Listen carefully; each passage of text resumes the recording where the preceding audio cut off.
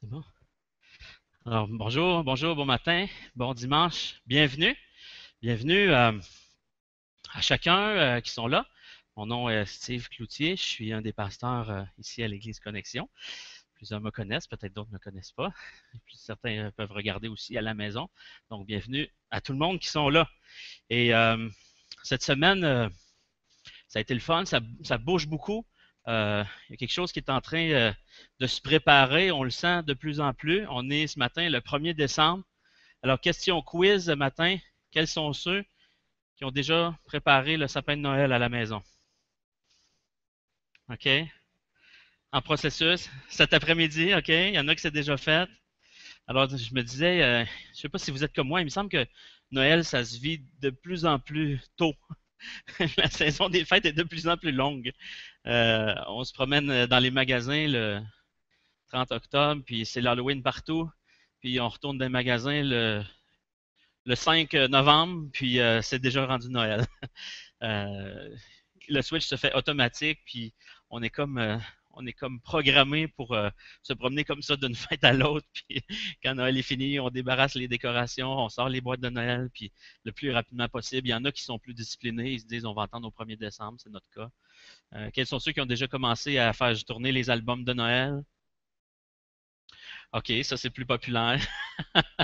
Il y en a qui ont hâte. Je sais pas si je sais pas en fait si ça a déjà commencé à la radio, les chants de Noël. C'est-tu- à TV, ouais? Un poste dédié OK. Ouais, je veux pas le savoir. Il y en a qui, il y en a qui aiment beaucoup les, euh, les chants de Noël. En fait, j'ai entendu parler que plusieurs postes de radio, que s'ils veulent arriver à compétitionner avec les postes de radio, ils n'ont pas le choix de passer des tunes de Noël parce que c'est tellement populaire, les gens ils aiment ça. Ça nous met dans l'ambiance des fêtes, pas vrai? Ça nous prépare dans la magie de Noël. Puis il y a quelque chose de spécial avec Noël, hein? Il y a comme un rapport émotif. On a tout un rapport très émotif avec Noël. On a tous des chants. Moi, j'ai un album de Noël. Il est dans mon iPhone, puis je l'ai aussi sur CD. Puis ça fait quelques années que je traîne cet album-là. C'est l'album de. En fait, j'en ai deux. C'est Sarah McLachlan puis Norah Jones. C'est mes deux albums de Noël. Là, vous voyez un peu mon genre, là. Puis quand là, je me suis dit, bon, là, 1er décembre, c'est le temps que je sorte mes albums. Fait que je vais commencer à faire jouer ça là, dans mes journées, dans mon bureau. Puis je pense qu'on a tous nos préférés comme ça. Puis je pense avec l'approche de Noël, on a tout un sentiment, une ambiance qu'on désire recréer année après année. C'est pas vrai? On a toute cette ambiance-là, cette image-là dans notre tête, ces souvenirs-là d'antan qu'on essaie de retrouver et de recréer à chaque année. Cette ambiance de Noël. Puis moi, je suis pareil, je peux vous dire, là, j'ai eu des beaux Noëls quand j'étais petit. On avait, tu sais, on avait, on était 5 enfants, puis on avait souvent des personnes d'invités aussi la soirée de Noël, le 24 décembre. Puis j'ai vraiment beaucoup de beaux souvenirs qu'on a fait en famille. Puis encore aujourd'hui, on est une famille qui fête Noël. On ne fête pas ça à peu près.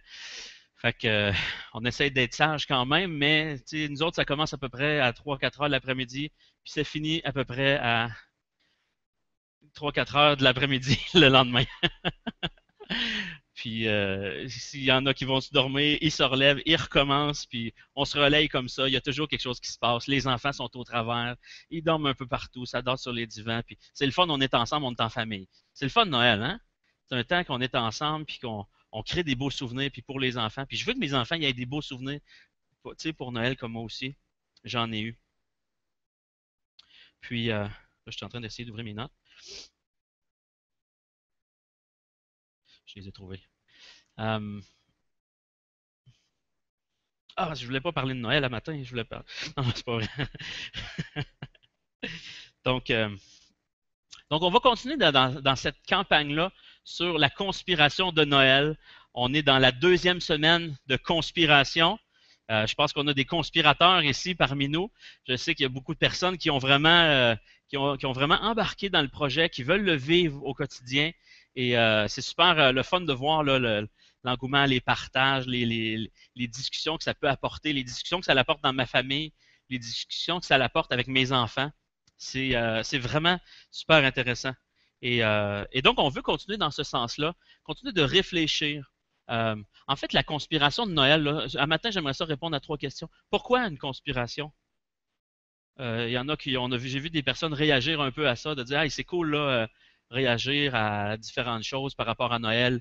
J'aime ça que vous dépensez moins, j'aime ça remettre Jésus au centre. Mais pourquoi choisir la conspiration? Il me semble que c'est négatif, c'est péjoratif. Je suis obligé de conspirer. Moi, j'aime ça quand, moi, je suis un gentil. Tu sais, je veux pas faire de peine à personne. Puis, fait que, je vais répondre à cette question-là. Pourquoi une conspiration? Pourquoi on a choisi ce mot-là? Euh, Ensuite, pourquoi à Noël? Pourquoi pas, pendant l'été? Pourquoi pas à l'année? Pourquoi à Noël faire une conspiration comme ça? Qu'est-ce qu'il y a de différent avec Noël et qui est peut-être stratégique pour nous? Puis ensuite, ben, l'objectif. On a 4 objectifs dans la conspiration de Noël. Êtes-vous capable de me les nommer?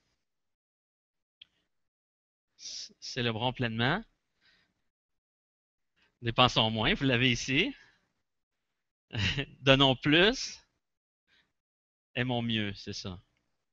Ou donnons mieux puis aimons plus, là. Je me rappelle plus mais on comprend un peu l'idée. Fait qu'on, à chaque semaine, euh, jusqu'au 22 décembre, on traite d'un objectif différent sur la conspiration de Noël. Ça va se conclure avec notre merveilleuse célébration de Noël le 24 décembre au soir. Et où est-ce qu'on va inviter toute la ville. On sait que toute la ville ne va pas répondre. Fait que on devrait être capable de les recevoir ici, sinon on ira à Poly l'autre côté. Puis on veut faire une soirée de Noël avec un repas et une soirée musicale où est-ce qu'on veut se réjouir ensemble, puis aussi on veut célébrer Jésus. En passant, on sait qu'il n'est pas né le 24 décembre, nécessairement. En fait, on ne sait pas vraiment à quelle date, mais à quelque part, il faut choisir une date. La date a été choisie avant que je vienne au monde. J'ai beau conspirer, mais je ne vais pas aller changer la date de Noël. Fait que tout aussi bien prendre ce qui est déjà là, puis d'essayer de le vivre à fond, d'essayer de racheter ce qui ne fonctionne pas avec Noël, parce qu'il y en a qui veulent euh, certaines entreprises qui ont certains intérêts dans la fête de Noël, comme toutes les autres fêtes, puis il y a des gens qui prennent prisonnier la fête, puis qui veulent l'amener à quelque chose que c'est pas. Et donc, nous, on prend ce qui est là, on veut racheter c'est peut-être ce qui est pas bon, on veut célébrer pleinement ce qui est au cœur, puis le vivre ensemble. Donc, ce matin, on parle du deuxième objectif, dépensons pleinement. Fait qu'on va regarder pourquoi comme troisième question.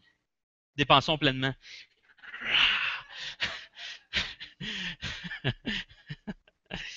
C'est bon. Dépensons moins. Donc, pourquoi une conspiration? Alors, simplement, Carl, il l'a abordé la semaine passée dans son discours, mais juste revenez quand même sur cette question-là. Au cas où vous n'auriez pas suivi, au cas où vous avez peut-être eu des discussions avec votre entourage, les gens vous demandent pourquoi. Peut-être vous vous demandez pourquoi je suis embarqué là-dedans. Moi, qu'est-ce que je viens de faire? Qu'est-ce que ça va ressembler cette année?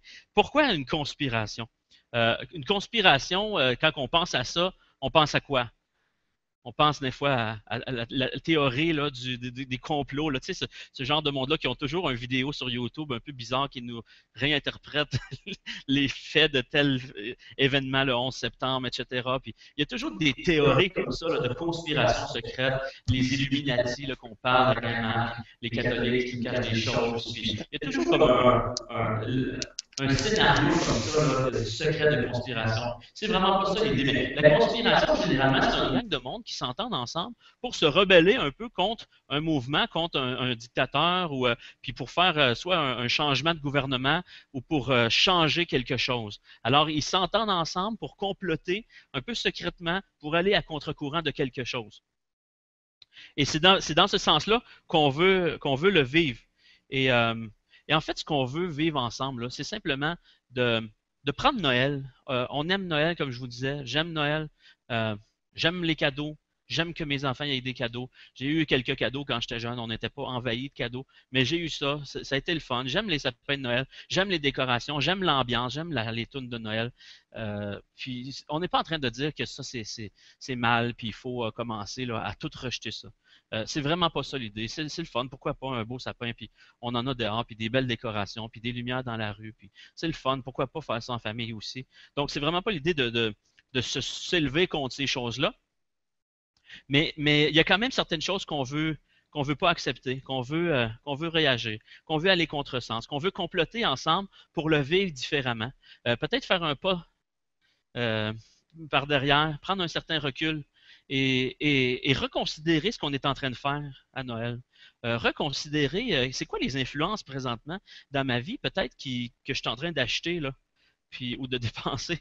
Et c'est quoi les voies, c'est quoi, je suis rentré cette semaine au Canadian Tire, puis c'est comme, wow, je me dis, il y a sûrement quelque chose de bon pour moi ici, tu sais. Mais là, j'avais quelque chose de pressé à acheter, puis j'étais pressé, mais si c'était pas là que j'étais vraiment pressé, j'aurais été promener dans les rangées, puis j'aurais sûrement trouvé un paquet de spéciaux, un paquet de choses dont j'ai besoin, un paquet de choses que mon cœur désire, un paquet de choses que j'aimerais m'acheter, puis qui rendrait ma vie tellement meilleure, tellement plus confortable. Puis c'est le fun, Noël. Hein? Tu rentres n'importe où, puis il y a quelque chose pour toi. Tu sais. Puis les belles banderoles, puis les slogans, puis là, tu rouvres la télé, c'est là, puis la radio, puis en famille, puis ouh, c'est rempli.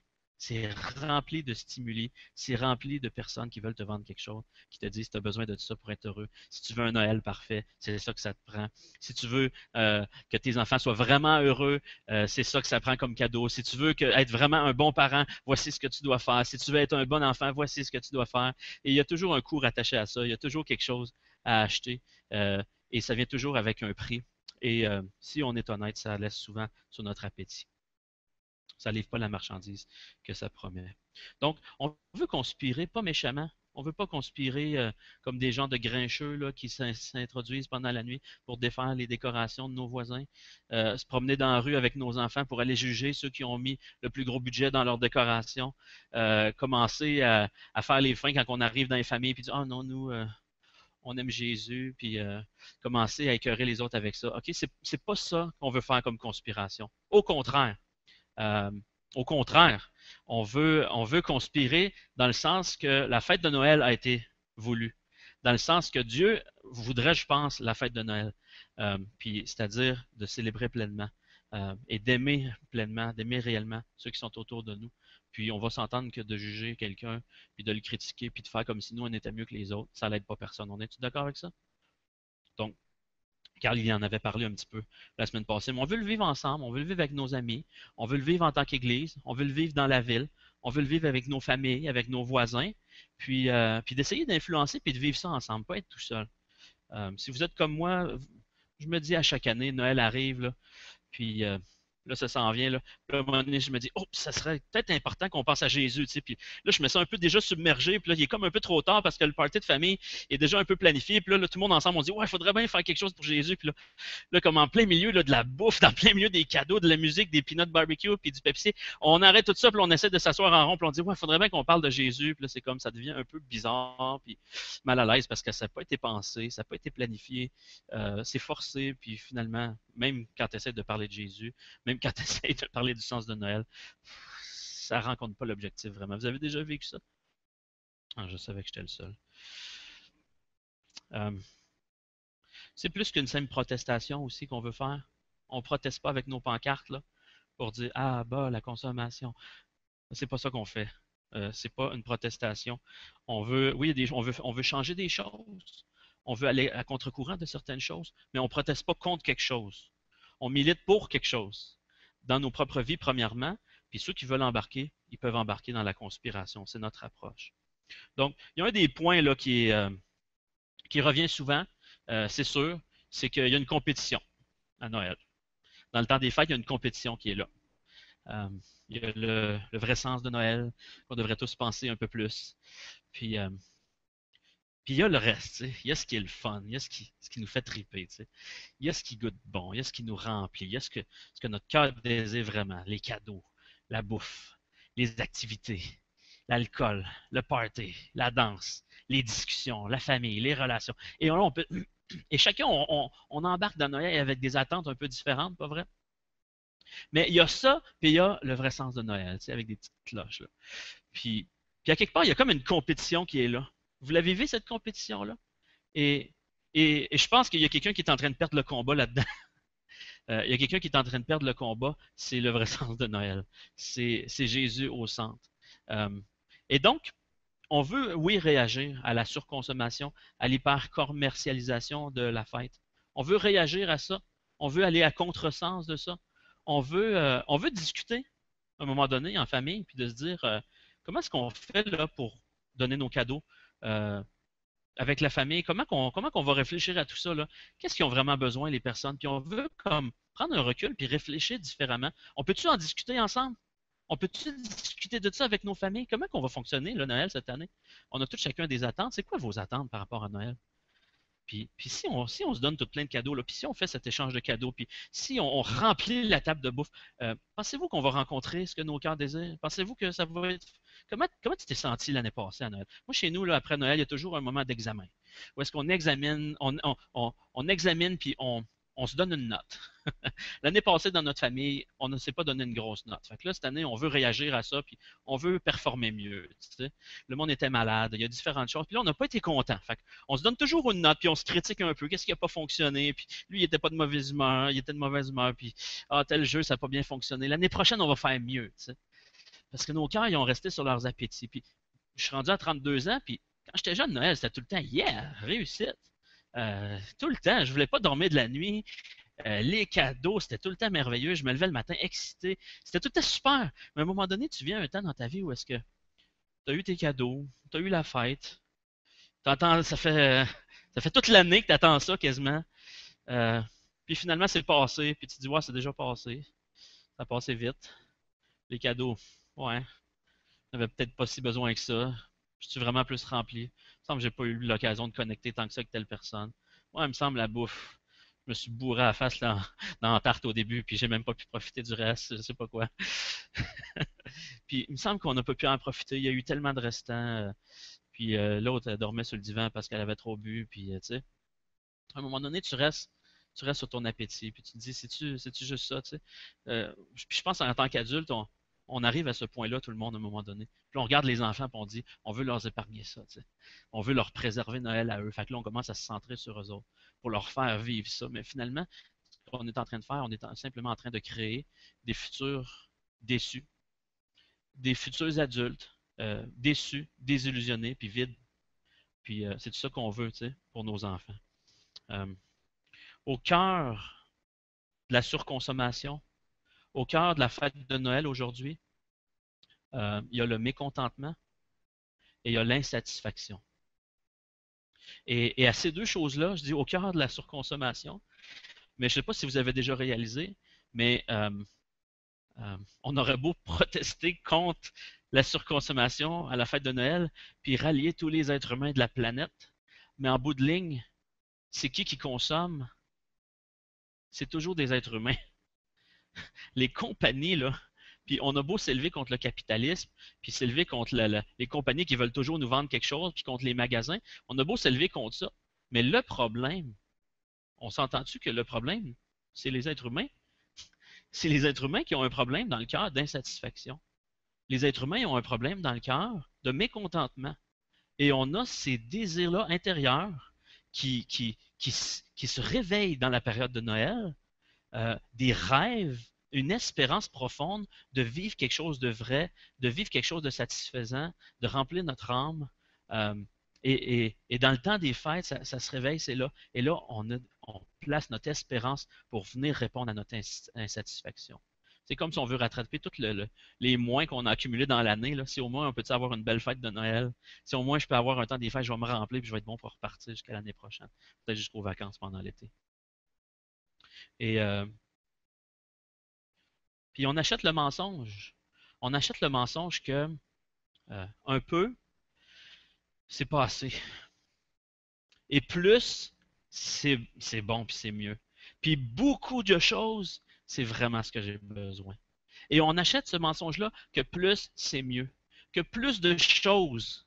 Si je peux avoir plus de choses, si on peut avoir de la meilleure bouffe, si on peut avoir plus de décorations, si on peut avoir plus de bonne musique, si on peut avoir plus de belles activités de planifier, si on peut avoir plus de cadeaux, plus de choses, plus de ça que j'ai besoin, si je peux avoir plus, il me semble qu'en bout de ligne, je vais être plus content. Je vais être plus satisfait. Je vais être plus rassasié. Et on achète ce mensonge-là. Plus, c'est mieux. Et, euh, et donc, on veut conspirer, puis on veut se rebeller.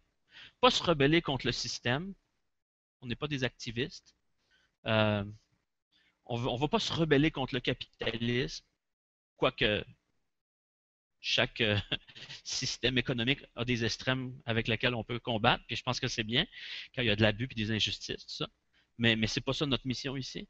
Euh, on veut pas se rebeller contre les membres de notre famille qui donnent trop de cadeaux pour les faire changer parce que c'est eux le problème, puis c'est eux qui gâchent la fête. Mais on veut se rebeller contre notre propre cœur qui est insatisfait et qui croit un mensonge et qui embarque dans ce mensonge-là et qui place son espérance dans des choses. Et le problème, c'est pas de vouloir des choses. Tu sais, tu dis, moi, je ne demande pas tant que ça, là. Regarde, moi, j'achète pas au-dessus de mes moyens. J'ai compris que l'endettement, c'était destructeur. J'essaie de pas m'endetter. Euh, je ne vais pas là, comme me vautrer dans les cadeaux puis dans la dépense. J'y vais modérément. Tu sais, je veux pas beaucoup de choses. Tu sais, j'essaie de me satisfaire de certaines choses. Puis, le problème, c'est pas de désirer des choses. Savez-vous, c'est quoi le problème? Et là où est-ce que ça arrive, le mensonge? C'est de croire que ces choses-là vont m'apporter ce que mon cœur désire. C'est de croire que ce que j'ai besoin, c'est de cette chose-là. J'ai besoin de quelque chose, c'est clair. À Noël, mon cœur aspire après quelque chose. Mon cœur a besoin de quelque chose. Mon cœur soupire après quelque chose. J'en rêve. Il y a un idéal dans ma tête de hey, Noël, mon âme, elle a besoin de quelque chose à Noël. Et ça, c'est réel. Le mensonge, c'est de croire que ce que mon âme a besoin, cette chose-là au magasin peut me l'apporter. De croire que ce que mon âme a besoin, c'est cette soirée-là va pouvoir me l'apporter. Comprenez-vous ce que je suis en train de dire? Ça connecte à quelque part avec ce qu'on vit. Je vous parle de mon expérience. Je vis ça. À chaque Noël, j'ai le goût de recréer cette ambiance-là d'antan. Mais je réalise pas qu'à quelque part, euh, ce que je rêve, ce que mon cœur soupire, c'est réel. Mais la réalité n'est pas sur terre. Et la réalité de ce que mon cœur soupire n'est pas dans les choses du monde. Euh, Prenez vos Bibles, OK? J'aimerais ça vous partager un passage de l'apôtre Paul dans une lettre qu'il a envoyée à une église comme nous. Donc, si on avait existé à cette époque-là, peut-être qu'on aurait eu l'épître de Paul du fait que vous fêtez telle fête ou que vous ne fêtez pas telle fête, que vous fêtez Noël, que vous achetez des cadeaux ou que vous n'en achetez pas, que vous mettez un sapin à l'envers ou que vous le mettez en endroit, que vous vivez ça simplement ou whatever. Vous le fêtez le 24, le 25, vous ne fêtez pas, vous faites un jour de l'an. Il dit, ne vous jugez pas puis ne vous laissez pas juger par rapport à ces choses-là. Il n'est pas en train de dire que c'est mauvais, mais il est en train de dire que ces choses-là ne sont que l'ombre d'une autre réalité. En fait, de la réalité. Que la réalité est en Christ. C'est l'ombre des choses qui sont à venir. C'est comme si il voit que Jésus est là, dans le futur, dans l'avenir, et que tu as le soleil en arrière, puis là, tu as l'ombre qui est là. Et là, les gens, ils regardent l'ombre, tu sais, des choses qui sont à venir. Et là, les cœurs bouillonnent parce qu'à quelque part, on a été créé pour ces choses-là. On a été créé pour connaître Jésus. On a été créé pour être en relation avec lui. On a été créé pour prendre plaisir en lui. On a été créé pour connaître sa paix puis sa joie. Et là, quand on voit son ombre, notre cœur, il s'éveille, les connexions se font. Notre cœur désire ces choses-là. Et là, on commence à faire ces fêtes-là, etc., qui ont en quelque part un sens. Mais Paul est en train de dire, ne faites pas l'erreur de penser que ces choses-là sont la réalité. Ne faites pas l'erreur de penser que l'ombre d'une chose est la chose en soi. Comprenez? C'est juste une image. C'est juste une façon de faire comprendre à ton cœur que tu as besoin de ces choses-là. Et c'est une façon, quelque part, de dire, quand tu vois un ombre, tu dis, elle vient d'où, là? Et où, là? C'est quoi, là, qui fait de l'ombre présentement? Tu vois une forme, puis tu cherches la forme, tu sais. C'est fait pour amener tes yeux vers la réalité. C'est Christ, c'est Jésus. Ça nous ramène au premier objectif de la conspiration, célébrer pleinement. Et donc, c'est ça qu'on veut faire avec la conspiration. Pourquoi une conspiration? Parce on veut arrêter de chercher dans l'ombre la substance de ce que notre cœur désire. Comprenez? Il y a l'enveloppe, puis il y a la substance. Les cadeaux, c'est bon. Il n'y a rien contre ça. Les décorations, c'est bon. L'ambiance festive, la joie, la musique, les rencontres de famille avec une table pleine de nourriture, les festins. On est là ensemble puis on se communique de l'amour. Tout ça, là, c'est bon. Paul dit, laissez-vous pas juger de faire ces choses-là, puis c'est correct, mais faites attention d'inverser la surface, l'image par la substance. Ces choses-là sont là pour nous amener à réaliser que notre cœur a besoin de quelque chose de plus que ça. C'est pour ça qu'à chaque Noël, on finit les fêtes déçus, en se disant l'année prochaine, je vais me rattraper. Je vais essayer de faire mieux. Je vais essayer. On sort déçu parce qu'on a remplacé l'apparence par la substance. Et donc, on veut faire différemment. On veut virer ça à l'envers. Puis dire, nous, on va faire l'apparence. On va avoir l'apparence. Les décorations, les festivités, les cadeaux, pourquoi pas? Par exemple, on ne va pas échanger l'apparence par la substance. Au travers de ça, on veut goûter le vrai. On veut goûter la réalité de Noël. Ce qui va réellement combler nos cœurs. Ce qui va réellement nous offrir ce que notre cœur aspire et soupire. C'est quoi? C'est Jésus. Pourquoi on fait ça à Noël? Pourquoi conspirer à Noël? Il y a d'autres choses, il y a d'autres types de fêtes dans la vie. Dans la vie. Il y a Pâques. Pourquoi on ne conspire pas à Pâques? Pourquoi on ne conspire pas à l'année? Tiens, on pourrait s'appeler l'Église Conspiration de Plessisville. Vous tentez? Il n'y en a pas qui embarquent.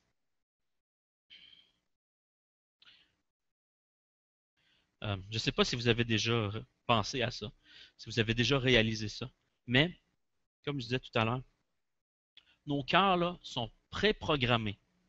Ils sont programmés par défaut pour espérer. Nos cœurs, ton cœur est programmé pour espérer, que tu le veuilles ou non. Ça se fait machinalement.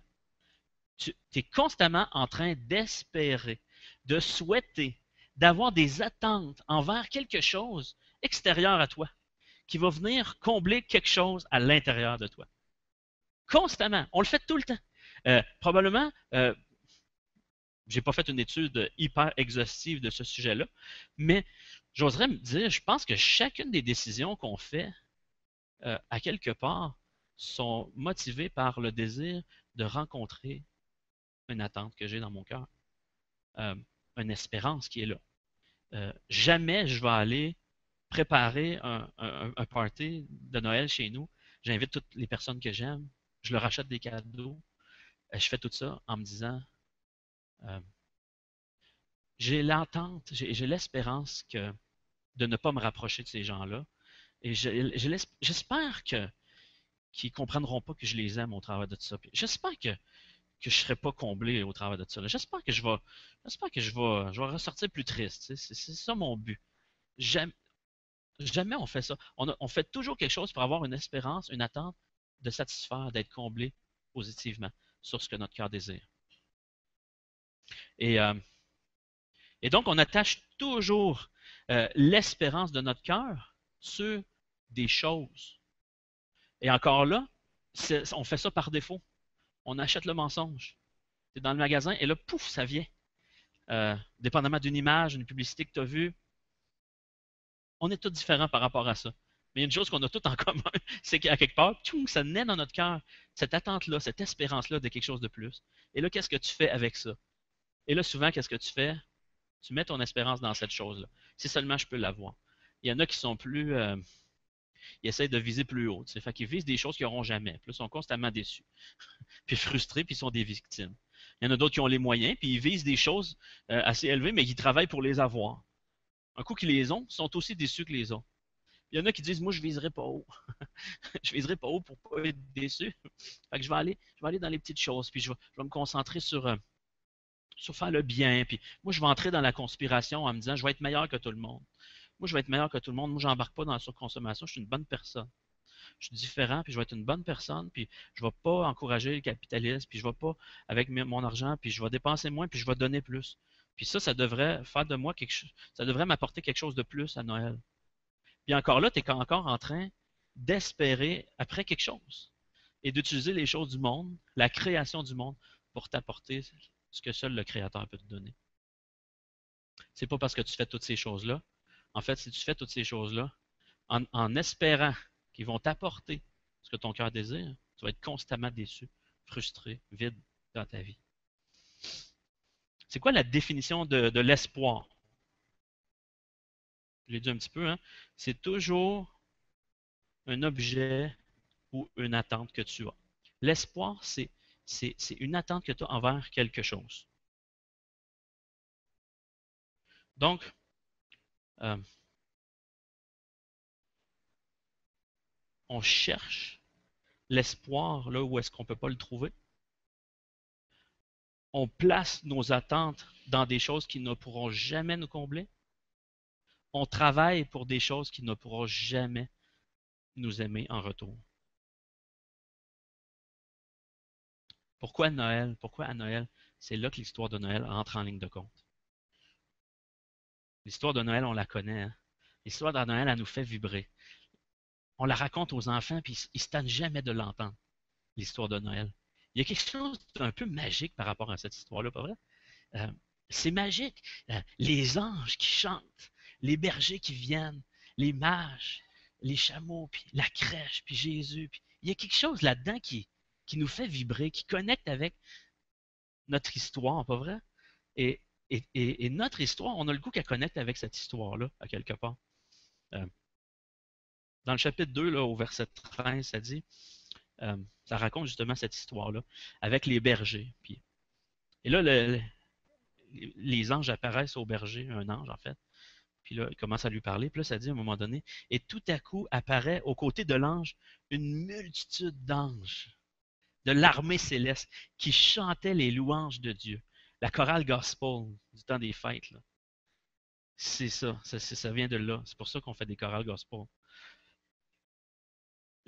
L'armée céleste des anges qui chantent les louanges de Dieu. Gloire à Dieu au plus haut des cieux et paix sur la terre aux hommes qui l'aiment. Paix sur la terre. Gloire à Dieu dans les cieux et paix sur la terre pour les hommes. Ça, c'est Noël. Gloire à Dieu dans les cieux et paix sur la terre pour les hommes. Et c'est quoi cette paix-là que les anges parlent? C'est un thème qui revient hein, quand tu lis la Bible. Dans l'Ancien Testament, ça revient aussi. Ceux qui connaissent les langues originales, comme nous, les Hébreux, nous connaissons ces choses-là. Et il y a quelqu'un d'autre qui me l'a dit, OK? Mais le mot hébreu pour ça, c'est shalom. Vous avez déjà entendu ça? Les Juifs, des fois, là, shalom, tu sais, c'est paix, tu sais, peace, shalom. Mais shalom, c'est vraiment un mot qui est rempli de sens dans la Bible, qui est rempli de promesses. En fait, Dieu, dans l'Ancien Testament, avec les premiers, son peuple, au tout début, il lui avait promis qu'un jour, le shalom allait venir. Et le shalom, c'est sa définition, c'est la plénitude, euh, euh, l'accomplissement parfait de tout ce que ton cœur désire. C'est l'abolissement total de toute souffrance. C'est le monde parfait que tout le monde désire. C'est plus de guerre, c'est plus de racisme, c'est l'unité totale entre tous les peuples. C'est plus de péché, c'est plus de division. C'est Jésus qui est au centre. Il n'y en a plus de surconsommation dans le shalom. C'est vraiment Dieu qui est là et qui fait sa demeure dans le monde, un monde parfait comme Dieu l'a voulu au départ. Parce qu'il y a eu un problème à un moment donné dans le monde. Vous êtes au courant? Dans l'histoire de Dieu, quand tu regardes, il y a eu un problème. Dieu a créé un monde, puis il a dit le monde, waouh, je l'aime. Il a dit c'est bon. Même quand il a créé l'homme, il a dit c'est très bon. Fait que Dieu, il aimait ce monde-là. C'est lui qui l'a créé. Dieu, il fait des bonnes choses. Mais il y a eu un problème à un moment donné dans l'histoire. C'est que dans l'histoire, l'homme, à un moment donné, avait le choix entre adorer la créateur et s'est tourné vers la création, vers l'ombre des choses. Et il a décidé de trouver sa satisfaction dans la création, dans la créature, dans les choses de la création, dans le produit de ses propres mains. Même des fois, Dieu, il ridiculise certains peuples. Il dit, tu prends un bout de bois, tu le bûches, t'en fais une statue, tu le places sur un poteau, puis tu lui fais un nez, puis des yeux, puis une bouche. Puis après ça, tu te prosternes devant, puis tu dis, tu m'as créé. Il dit ça, Dieu, il ridiculise à quelque part l'homme qui produit des choses de ses propres mains et qui ensuite place ses attentes envers ces choses-là de combler ce que seul le Créateur peut combler. Et il se tourne vers la créature. Et Paul nous dit ça aussi dans le Nouveau Testament. Et il y a un mot pour ça, ça s'appelle l'idolâtrie. Et ça, c'est le problème de l'humanité, c'est que, à quelque part, on avait le Noël parfait. En fait, on n'aurait pas eu besoin de Noël. C'était Noël à l'année. Pas besoin de conspirer pour rien. On a tout ce qu'on a nos cœurs désirent à ce moment-là.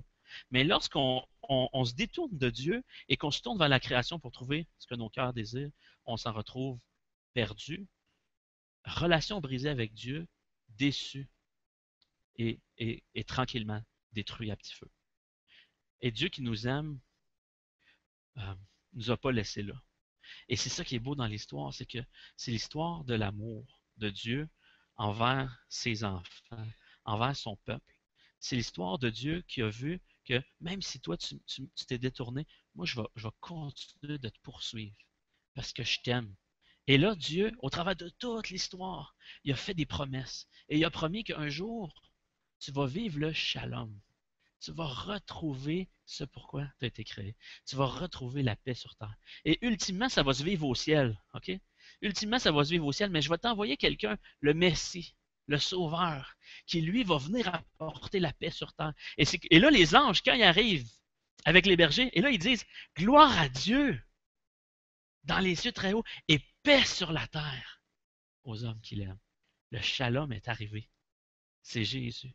Dieu a finalement rempli sa promesse envers l'humanité pour lui offrir un Noël extraordinaire et qui allait durer éternellement. C'est Jésus. En fait, la paix, le shalom, oui, c'est toutes ces choses-là, mais le shalom, ultimement, c'est une personne. C'est Jésus. C'est le cadeau de Dieu à l'humanité. Pourquoi qu'on offre des cadeaux à Noël? Pourquoi qu'on se réjouit? Pourquoi qu'on fête? Pourquoi qu'on veut la meilleure ambiance possible? Ben, c'est parce qu'à quelque part, on veut un avant-goût. Nos cœurs, là, ils ont soif de cet avant-goût-là, de ce shalom-là. Et on essaye de le créer. Mais l'erreur qu'on fait, c'est de penser que le shalom se trouve dans les choses créées. Et de trouver dans ces choses-là la paix dans notre cœur. La plénitude d'être comblé. Et c'est l'erreur qu'on fait. Et on veut conspirer contre ça. On veut conspirer contre ça. Et on ne veut pas laisser nos cœurs faire ça. Même si par défaut, je suis tenté de le faire, puis je suis tellement pas arrivé, OK, personnellement, puis avec ma famille. On essaye de grandir. On essaye de faire différent dans notre cœur. On essaye d'arrêter de croire le mensonge, puis de chercher notre, notre, notre paix dans les choses créées, dans les cadeaux, dans la bouffe, dans les célébrations. Puis on essaie de prendre ces choses-là comme étant un tremplin vers la vraie chose, la réalité qui est en Christ, vers Jésus. Vous me suivez par rapport à ça? J'aimerais vraiment continuer dans ce sujet-là. J'espère que vous allez continuer à réfléchir par rapport à ça, à tous les jours. Et suivez les différents messages qu'on peut envoyer sur Facebook ou par courriel, qui sont des avant-goûts sur comment, à quelque part, commencer à vivre ça, puis à changer un peu ma vie, puis à faire différemment pour le vivre plus pleinement. Puis en bout de ligne, là, ce qu'on désire pour vous, là, c'est pas de faire de vous des personnes amères pendant le temps des fêtes, mais au contraire, c'est qu'on veut vous donner ce qu'il y a de mieux pour Noël. Puis on veut le faire pour nos enfants aussi. On veut donner ce qu'il y a de mieux. Et donc, pourquoi dépenser moins? Pourquoi dépenser moins? Qu'est-ce qu'il y a de mal à dépenser moins? À dépenser, en fait. Dieu me donne de l'argent, j'ai les moyens, ça me fait plaisir, je veux démontrer aux autres que je les aime, donc pourquoi pas investir? On dit tout le temps, tu mets de l'argent dans ce que tu aimes, pas vrai? Tu mets de l'argent dans ce que tu aimes. Tu aimes ta femme, tes enfants, tu mets de l'argent là. Tu mets tout ton argent pour toi, ton bateau, ton pick-up, ton chalet, tes affaires, puis ta femme est à la maison tout le temps, ou tu prends pas soin de tes enfants, ils sont habillés en guenilles, ils font jamais de sortie, mais toi, c'est pas vrai que tu aimes ta famille. Okay? Tu mets de l'argent là dans les choses que tu aimes. Et donc, pourquoi te dépenser moins quand dans le fond, on aime les gens? Euh, ben, en fait, c'est comme je disais tout à l'heure. C'est simplement pour réagir à la surconsommation. Parce que, mais est-ce que c'est juste ça? Est-ce que c'est juste pour réagir à la commercialisation dans le temps des fêtes, pour militer? Est-ce que c'est juste pour une question économique, comme l'article de journal qu'on a eu, là, front page, wow! Mais qu'est-ce que ça dit dans l'article? C'est l'endettement. Tu sais. Et nous, tout ce qu'on est, on est une initiative locale pour lutter contre les erreurs et les excès économiques des gens. Et oui, on veut ça. L'endettement, c'est vrai que c'est destructeur. C'est mauvais pour vous, puis vous devriez essayer de vous en sortir. Puis il y a des moyens pour ça. Et c'est vrai que dépenser moins, ça l'aide là-dedans, en partant. C'est un bon début. Mais c'est-tu juste ça qu'on est en train d'accomplir ici, en dépensant moins? Oui, en partie, mais c'est pas juste ça. C'est beaucoup plus que ça. Ultimement, c'est dépenser moins pour donner plus. C'est dépenser moins pour, pour arrêter de mettre mon attente dans cette chose-là et placer mon attente dans la vraie chose. Et en plaçant mon attente en Jésus, de trouver la paix en Jésus, et quand je la trouve, je me trouve rempli. Et là, une fois que je suis rempli, j'ai plus besoin de rien, je suis comblé. Et une fois que je suis comblé, je me dis, mais qu'est-ce que je vais faire avec toutes ces possessions? Mais qu'est-ce que je vais faire avec tout cet argent que je viens d'économiser? J'ai plus besoin d'acheter ces choses-là pour vivre un Noël extraordinaire. Je l'ai, mon Noël extraordinaire, puis il m'a rien coûté. Jésus, il a tout payé. Et donc, qu'est-ce que je fais avec tout ça? Étant donné que j'ai plus besoin de tout ça pour vivre un Noël extraordinaire, ben là, je vais simplement déborder. Déborder par amour. Déborder pour refléter et pour emboîter le pas avec Jésus dans sa conspiration à lui, qui est venu partir dans le monde, dans sa rébellion. Et je veux déborder sur les autres. Et je veux dépenser moins parce que je veux donner plus. Et je veux faire de la place dans ma vie parce que je veux faire de la place pour les autres. Et je veux donner mieux aussi. On va en parler la semaine prochaine. Euh, c'est pour ça qu'on veut faire des changements dans notre vie. Euh, puis il ne faut vraiment pas négliger cet aspect-là du cœur euh, dans notre vie.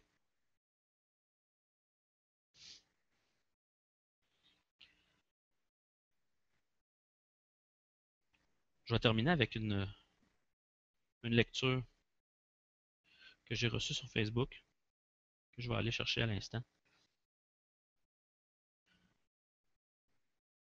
Puis, juste mentionner, tu sais, souvent j'entends, ouais, mais qu'est-ce qu'on fait des enfants, tu sais?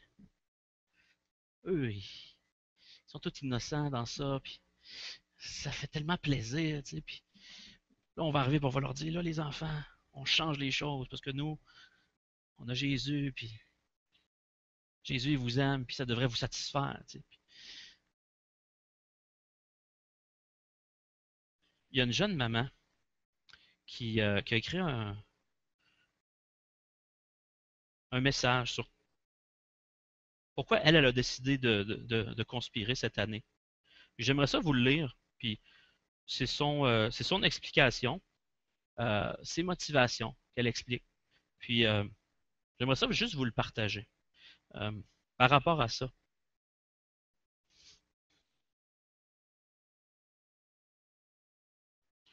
Elle dit, en tant que parent, je trouve important, voire essentiel de me questionner sur le pourquoi je fais les choses d'une telle façon et sur l'impact que cela aura sur mes enfants et les valeurs qui leur seront transmises. Je dois donc me questionner à savoir si la façon dont Noël est célébré aujourd'hui, c'est la meilleure façon pour ma famille. J'ajouterais pour moi. Est-ce que j'embarque tout simplement dans le moule et j'accepte sans poser de questions, ou bien il y a d'autres avenues à explorer? Pour ma famille, Noël revêt tout simplement, tout d'abord et tout simplement, une signification spirituelle. C'est le temps où on célèbre et se rappelle la merveilleuse histoire de la naissance de Jésus. C'est quelque chose de très important pour nous à transmettre à nos enfants. C'est le point central de notre Noël. Et les enfants aiment tellement entendre et réentendre cette histoire. C'est pour cette raison que nous avons choisi de retourner nos fêtes à l'envers. L'idée n'est pas de dire à mort les cadeaux, mais plutôt de se recentrer sur ce qui compte vraiment pour nous, sur ce que nous considérons être le vrai sens de Noël, la réalité des choses. Nous allons donner des cadeaux, bébelles, jouets, autres, à nos enfants, mais ce ne sera pas le clou du spectacle. et nous ne nous endetterons pas pour leur offrir plus de biens. Tout au long du mois de l'Avent, nous ferons des activités avec nos enfants, offrirons de notre temps à des gens dans le besoin, confectionneront des cadeaux, etc.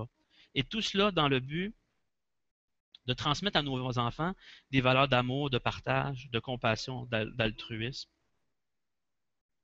Voilà les vrais cadeaux durables que nous leur offrons. Si nous voulons nous centrer sur les gens, le temps de qualité, plus que sur des bébelles qui délaisseront éventuellement au profit des bébelles les plus récentes. Et elle continue son histoire merveilleuse. Et qu'est-ce que tu veux offrir à quelqu'un que tu aimes? Est-ce que tu veux nourrir son insatisfaction en lui offrant quelque chose qui ne va pas la nourrir? Est-ce que tu veux offrir un Noël à tes enfants qui, en bout de ligne, tu leur offres l'ombre des choses et tu passes à côté de la réalité? Alors c'est pour ça qu'on veut vivre ça ensemble. On veut vivre la réalité de Noël. On veut que ça puisse devenir concret, que nos enfants grandissent dans cette ambiance-là. Et pour ça, on a besoin de conspirer, on a besoin de s'entraider, on a besoin de le vivre ensemble, on a besoin de carrément créer un mouvement. Puis le mouvement existe déjà, c'est pas nous qui l'avons créé, et on fait simplement emboîter le pas. Et on vous invite à faire la même chose aussi avec nous. Et là maintenant, ce qu'on veut faire ensemble, ben justement, c'est célébrer le vrai. Célébrer ce qui est réel à Noël. Célébrer ce qui satisfait vraiment. C'est Jésus.